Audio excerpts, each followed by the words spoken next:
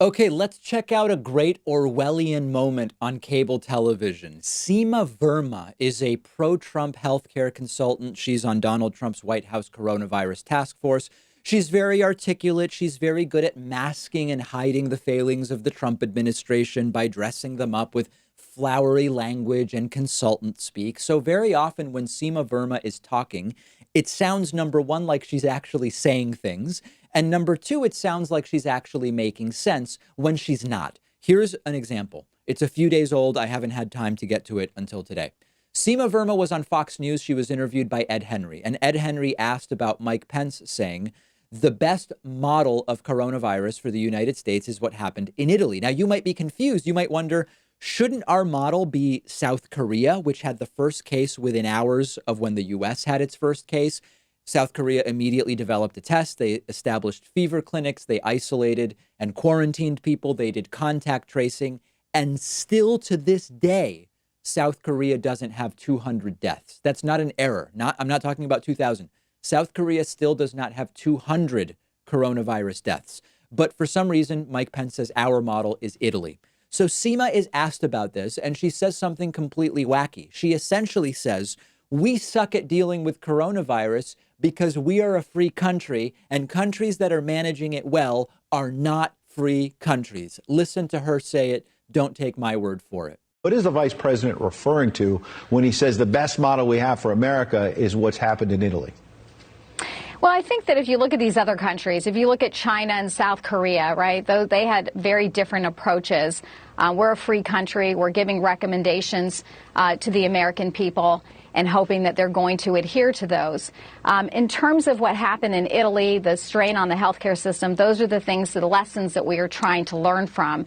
We're trying to prepare our healthcare system. Some of the recent regulations that we pulled back from just earlier this week are going to have a really big impact on our healthcare system. It's giving them that flexibility at the local level. China and South Korea are different, she says, because we are a free country.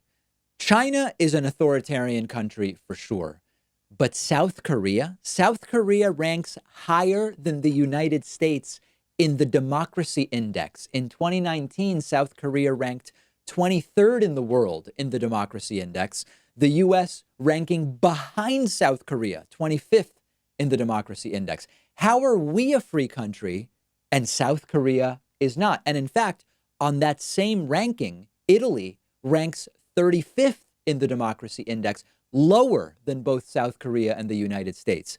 This is what happens when healthcare consultants manage your response to a pandemic. You get garbage like this perpetuated in the media. And the real difference is that in South Korea, you don't have incompetent, slow, failed leadership. You don't have people whose ignorance is weaponized such that they are packing churches and beaches, bragging weeks into what should be self-isolation. And Seema is not the only person attacking the freedom of South Korea. Here's the Surgeon General, Jerome Adams, also saying, listen, we're not authoritarian like South Korea. Why the shift from local autonomy to the federal government giving very strict recommendations and perhaps even more draconian ones coming up? Well, that's a great question. We are not an authoritarian nation, so we have to be careful when we say, let's do what China did, let's do what South Korea did. A lot of our public health authority lies in the state and local level, and I've worked for a local health department. We are not authoritarian like South Korea. They rank higher than the United States on the democracy index. This is really ugly stuff. And what it comes down to is they're just desperate to find any way to deflect blame, whether it's saying no one could have predicted this, whether it's saying we're not an authoritarian country like South Korea. They don't care that it's just a game of deflect, lie, and distort. And this is what happens when you put people like Seema Verma in positions of power when you're dealing with a public health emergency.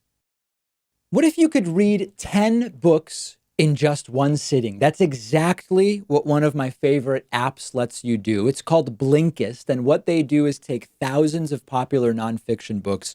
They condense them down into text or audio that you can consume in 15 minutes. Blinkist makes sure that you're getting all of the important core insights from each book.